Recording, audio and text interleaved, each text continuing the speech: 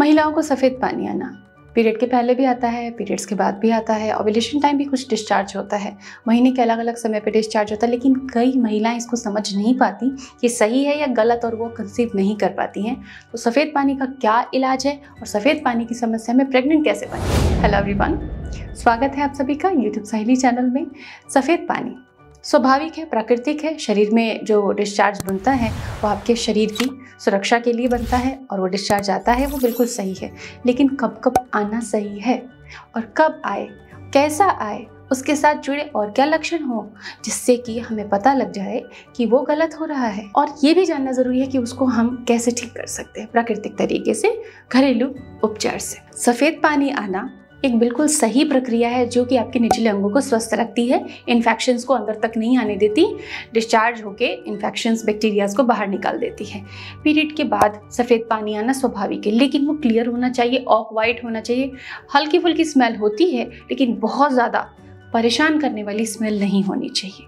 साथ ही उसके साथ में किसी तरह की खुजली, किसी तरह की जलन अगर है तो खतरा है, अगर नहीं है तो बिल्कुल सुरक्षित है। पीरियड के बाद अगर आपको हल्का फुल्का वाइट डिस्चार्ज आता है तो ये बताता है कि आपका प्रजनन तंत्र बिल्कुल सक्रिय है और बिल्कुल सही है, और ये बताता है कि एस्ट्रोजन हार्मोन अब पीक पे आ रहा है, और ये एक सही लक्षण है। आइए अब दूसरे स्टेप को समझते हैं कि इसके बाद कब आपको डिस्चार्ज आता है।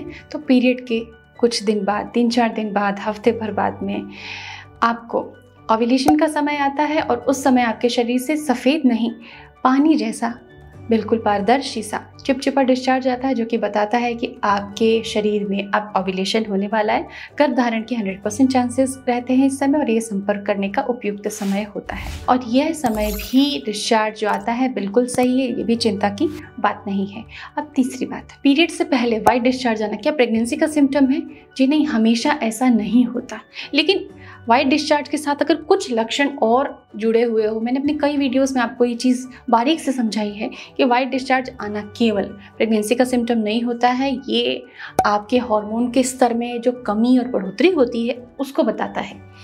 लेकिन प्रेगनेंसी के सिम्टम समझने हैं तो उससे जुड़े शरीर में और भी लक्षणों को देखना होगा, मैच करना होगा, और तब उसको समझना होगा कि क्या है। तो पीरियड से पहले भी वाइट डिस्चार्ज होना आपके सक्रिय प्रजनन तंत्र का लक्षण है, और ये बताता है कि पीरियड्स स्टार्ट होने वाला है और आपका सिस्टम एक्टिव है, सही तरह से काम कर रहा है। बट कभी भी अगर आपको वाइट डिस्चार्ज होता है, उसके साथ में पेट में दर्द है, हल्का हल्का दर्द है, कांटेक्ट के बाद आपको दर्द होता है, या फिर वाइट डिस्चार्ज का जो कलर है वो ग्रीनिश हो, येलोविश हो, ग्रेइश हो, स्मेल हो, उसके अंदर थोड़ी बहुत खुजली हो रही हो, आपको कई महिलाओं को हल्का हल्का फीवरिश लगता है, तो ये यूट्रस में इन्फेक्शन, आपके पूरे सिस्टम में अंदर PID, पेल्विक इन्फ्लेमेटरी डिजीज का सिम्टम हो सकता है, एंडोमेट्रियोसिस का भी सिम्टम हो सकता है। अब हम अगले स्टेप पे आते हैं कि रेमेडी क्या करनी है इन प्रॉब्लम्स में।